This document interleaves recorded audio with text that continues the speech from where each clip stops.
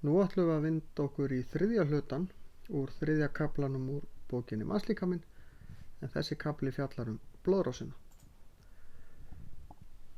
Það hægt að fá marga sjúkdóma í tengslum við blóðrásina, en það hægt að gera líka ýmislegt til þess að fylgjast með því hvort að blóðrásin gangi eðlilega fyrir sig.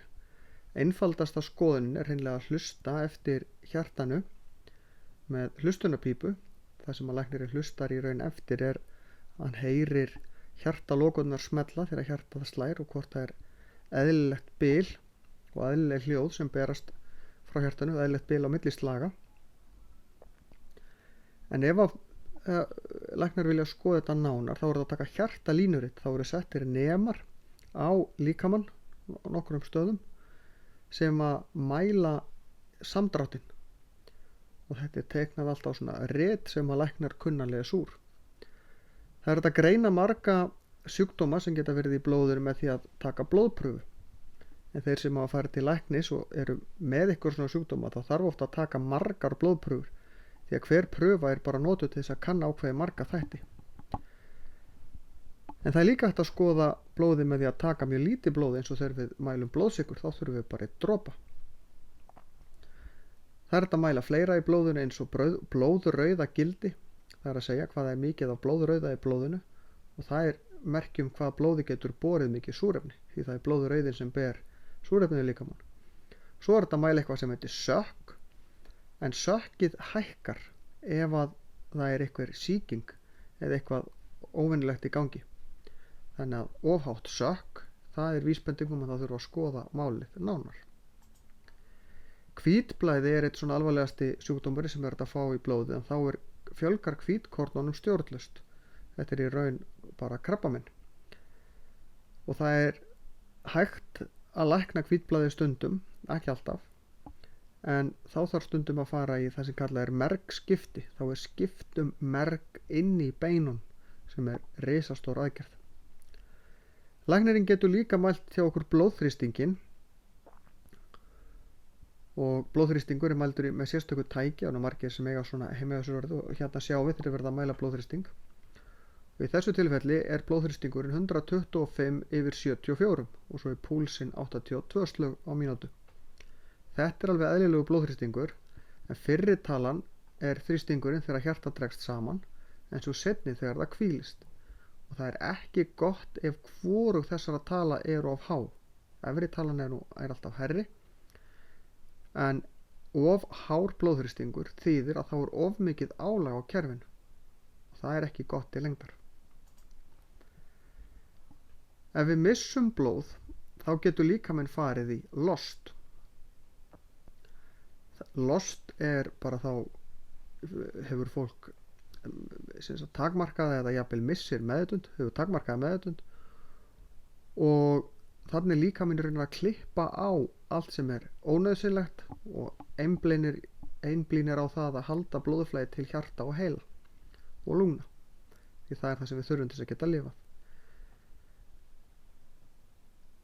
Ef að einstaklingur fer í lost eða bara reynilega missir of mikið blóð, þá þarf að gefa blóð eða bara vökva í æð. Það er allt í lagi þó að blóðið sé svolítið þunnt á meðan það er þá blóð til staðar. Líkaminn jafnar það svo út hægt og hægt, en það eru læknar sem meta þetta. Það er helmingur allra dauðsfalla á Íslandi sem eru vegna hjartasjúkdóma. Þeir eru þó misjafnir og mishættulegir. Æðakölkun er þegar það sest eitthvað innan á æðirnar eins og fita eða kalk, og það er í raun lífstíll okkar sem ræður því hversu líklegt það er við fáum æðakölkun eða ekki. Æðakölkun á kransæðunum getur svo valdið hjartaáfalli, en hjartaáfall er þegar hluti af hjartanu skemmist, og þá hættir hjartað eða fer það að slá eitthvað aðstæðanlega. Hjartastopp er bara þegar hjartað hættir að slá eitthvað hluta vegna. Hjartastopp getur myndast út af hjartaáfalli, en ekkert alltaf. Það getur líka bara byrjað að hætta að slá bara út af álagi eða einhverju hjarta getur verið hálf gallað og bara gefst allt í einu upp. Heila blóðfall er þegar það er æð í heilanum sem stíflast. Þá er tappi sem myndast, svona kekkur í blóðinu sem stíflar æðina, og hún og þá getur viðkomandi einstaklingur orðið fyrir heilaskemmdum því að ef það stíflast þá einhver hluti heilan sem fær ekki blóð og frumurnar í heilanum byrja að skemmast bara eftir örfáar mínútur ef heilin fær ekki blóð, nema að viðkomandi sé mjög kalt, sem er ekki gott heldur. Heilablæðing síðan þegar að æði heilanum rofnar og þá blæðir inn á heilan og þá geta frumurnar og partur af heilanum skemmst líka. Við tölum oft heilablóðfall og heilablæðingu sem slag einu orði.